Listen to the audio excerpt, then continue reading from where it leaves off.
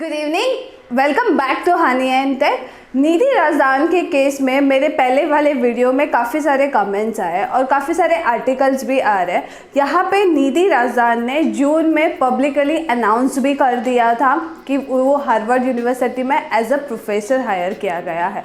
अगर उनके पूरे केस स्टडी को अगर हम समझते हैं, जो मैंने डिटेल्स मेरे पहले वाले वीडियो में बताई है, अगर आपको वो वीडियो देखना है तो आप आई बटन में जाके चेक कर सकते हो कि ये हार्वर्ड यूनिवर्सिटी का ये फिशिंग अटैक का केस कैसे हुआ था। बट आज के इस वीडियो में मैं आपको वो रेड फ्लैग इंडिकेटर्स बताऊंगी जो अगर ये एक ट्रिगर होता है, जब भी कोई फ्रॉड होता है ना, तो हल्का सा एक अलर्ट आ जाता है। आप लोगों ने वो मूवी तो देखा रहेगा सुनील शेट्टी का, जहाँ पे गोलमाल भाई सब गोलमाल है क्या? तो यहाँ पे इसी तरह से अगर रेड अलर्ट इंडिकेटर्स अगर आप चेक करोगे तो उसमें काफ़ी सारी चीज़ें थी जो हमें पता चल सकती थी कि यहाँ पे कुछ सस्पिशियस है, ये कुछ अनयूजुअल हो रहा है। तो हम आज के इस वीडियो में हम समझेंगे कि किस तरह के अलर्ट इंडिकेटर्स होते हैं जिससे आप या मेरे जैसे लोग इस तरह के फिशिंग अटैक में नहीं फंसे। तो चलो स्क्रीन पे चलते हैं और देखते हैं कि वो 6 रेड अलर्ट इंडिकेटर्स क्या है, वो 6 गलतियां क्या की हैं निधि ने जो हमें नहीं करनी है। तो हम आ गए हैं स्क्रीन की तरफ, जहां पे मैं आपको रेड फ्लैग इंडिकेटर बताऊंगी। फिशिंग अटैक जो निधि राजदान के साथ हुआ था, फिशिंग अटैक केस। ओके, ये जॉब स्कैम अलर्ट है, फिशिंग अटैक है। इस तरह के अलर्ट से हम कैसे बच सकते हैं, इसीलिए मैं आपको ये बता रही हूँ कि किस तरह से रेड अलर्ट इंडिकेटर्स थे इस केस में। तो हमें वो तरह के इंडिकेटर्स हमें ध्यान रखने होंगे और हम इस तरह के कोई स्कैम में फंसे नहीं। तो सबसे पहला जो रेड फ्लैग इंडिकेटर था वो था Harvard job opening from the common person from the organizational apparent person. जहां पे इन्होंने निधि मैडम ने जहाँ पे वो इवेंट अटेंड किया था, वहां पे कॉमन रेफरेंस से उन्हें बताया गया था कि हार्वर्ड यूनिवर्सिटी में जॉब ओपनिंग है। ये हालांकि नॉर्मल होता है, हम सब भी जब भी कहीं पे किसी को मिलते हैं, कनेक्टेड होते हैं, वहां पे हमें जॉब ओपनिंग मिलती है। बट देन जॉब मुझे करना है तो मुझे सारी चीजें, वो जॉब ओपनिंग की सारी इंफॉर्मेशन मुझे वेरीफाई करनी होगी। तो ये चीजें वेरीफाई कर लेनी चाहिए थी, जो नहीं हुई। उन्होंने वो जो रेफरेंस बेसिस पे आगे इंटरव्यू दिया और आगे की पूरी प्रोसेसिंग आगे बढ़ गई। सेकेंड जो रेड फ्लैग इंडिकेटर है वो है डिपार्टमेंट।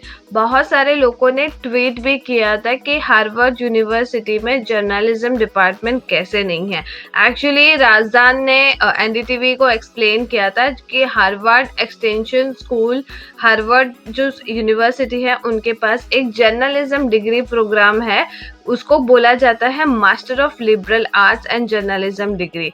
बट यहाँ पे उन्होंने ये क्रॉस चेक करनी चाहिए थी कि ये कौन सी फैकल्टी है, faculty of arts and science में इन्वॉल्व है या अलग से एक डिपार्टमेंट इन्वॉल्व है। ये सारी चीजें क्रॉस चेक होनी चाहिए थी, जिससे उन्हें पता चल जाता था कि ये कोई डिफरेंट डिपार्टमेंट रेकमेंड कर रहा है जो हार्वर्ड यूनिवर्सिटी की ऑफिशियल वेबसाइट पे अपडेटेड नहीं है। थर्ड जो इंडिकेटर है वो है हार्वर्ड स्टाफ। जिस तरह से नवंबर 2019 से इनको ये प्रोसेस स्टार्ट हुआ, इन्होंने इंटरव्यू दिया, उसके बाद जो भी लोगों ने इनके साथ कम्युनिकेट किया, तो एक सिंगल पर्सन या ये पर्टिकुलर 1 और 2 पीपल ने कम्युनिकेट किया था।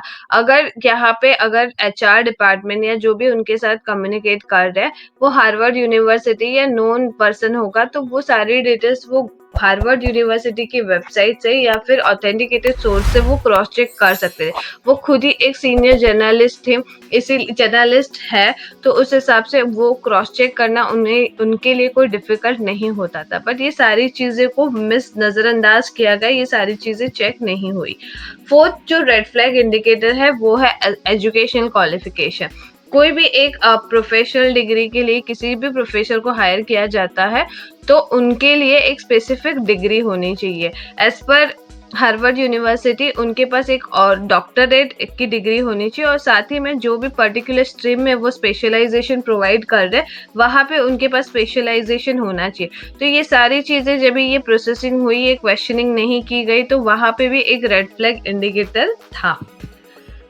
नेक्स्ट है red flag indicator bank transfer. जैसे कि उन्होंने बताया था कि पेंडेमिक की वजह से उनका शिफ्टिंग वहाँ पे हुआ नहीं था, लेकिन उन्हें ऑनलाइन क्लासेस उनके स्टार्ट हो जाएंगे और सितंबर ऑनवर्ड से उन्हें सैलरी मिलनी स्टार्ट हो जाएगी। पर जबकि ऐसे हुआ नहीं, जब भी फर्स्ट मंथ ही उन्हें सैलरी नहीं मिली वही एक ट्रिगर था, क्योंकि इस तरह से तो होगा नहीं, क्योंकि ऑनलाइन अगर ट्रेनिंग वगैरह प्रोवाइड करने जा रहे हैं और कोई कमिटमेंट दिया गया है, डॉक्यूमेंटेशन एक्सचेंज हुआ है, एडमिशंस प्रोसेस लिया है, हायरिंग प्रोसेस कंप्लीट गई है, तो कुछ तो कम्युनिकेशन बैंक ट्रांसफर के लिए हो ही रहनी चाहिए।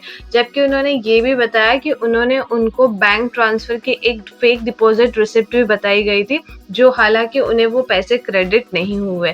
तो ये सारी भी चीज़ें एक ट्रिगर है, क्योंकि आज की डेट में ऑनलाइन फंड ट्रांसफर करना जरा भी मुश्किल नहीं है।